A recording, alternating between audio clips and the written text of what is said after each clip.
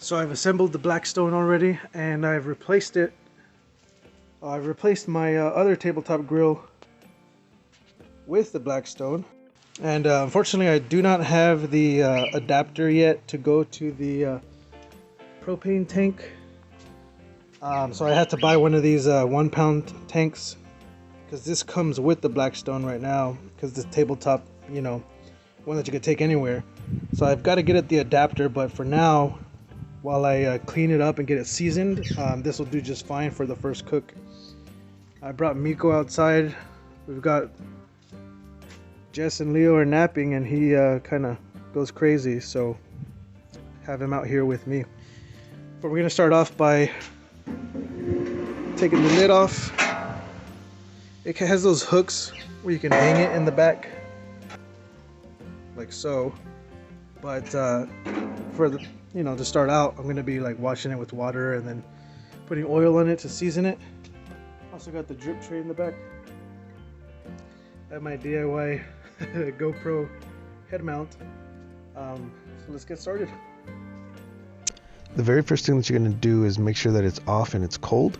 Then you're going to get some Dawn soap and spread it over the top. This is really the only time that you will ever use soap on this thing, is when you initially season it.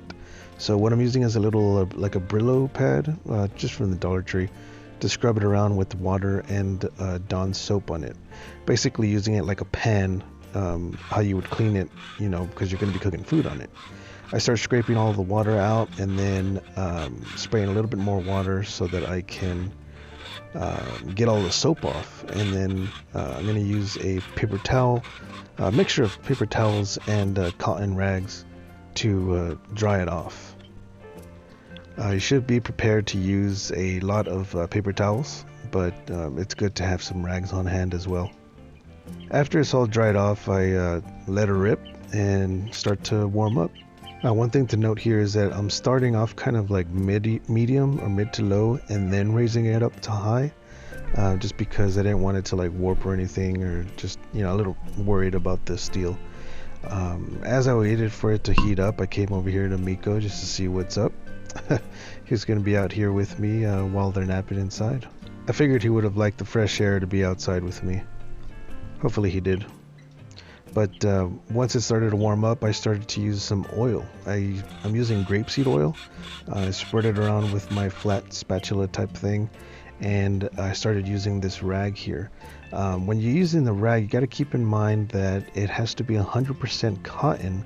If you have like a polyester blend or like one of those microfiber towels, it will end up just melting to the plate. So you want to make sure that it's 100% cotton, so you don't run into any issues. After I spread it, you want to do it like 3, 4, maybe even 5 times, applying a thin layer and spreading it around evenly, letting it warm up. As you can see, the little smoke coming off of each time. And when you wait for it to finish heating up, the oil, I guess, burn off, go play with the bird. I use grapeseed oil because it's has a very high smoke point. You definitely don't want to use olive oil, but as you can see here, the smoke coming off of it, it's kind of what you want. So you want to do that 3 to 4 to 5 times, sometimes 5 or 6 maybe, I don't know, it just depends on you. But I did it about 4 times, I think, maybe 5, I don't really remember the number. But I was bringing Miko back in here just because it started getting a little colder outside.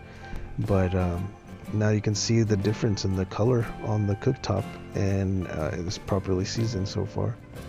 So I did do it one more time here, and I think I get a close-up so that you can see the oil like kind of burning off, which is what you want. Really, you want to get that smoke. That's why you want to give it some time so that it can burn off, to get that coating of the non-stick polymerization coating. Grapeseed oil, canola oil, vegetable oil, any type would work that has a high smoke point. And here you can see the finished product. It looks pretty amazing. Well, there you have it. That's how you season a Blackstone, at least from the research that I've done and from the manual. There it is in the back, cooling down. Once it's finished cooling down, I'm gonna cover it with the cover, and then just it's ready to go. It's ready for the cook.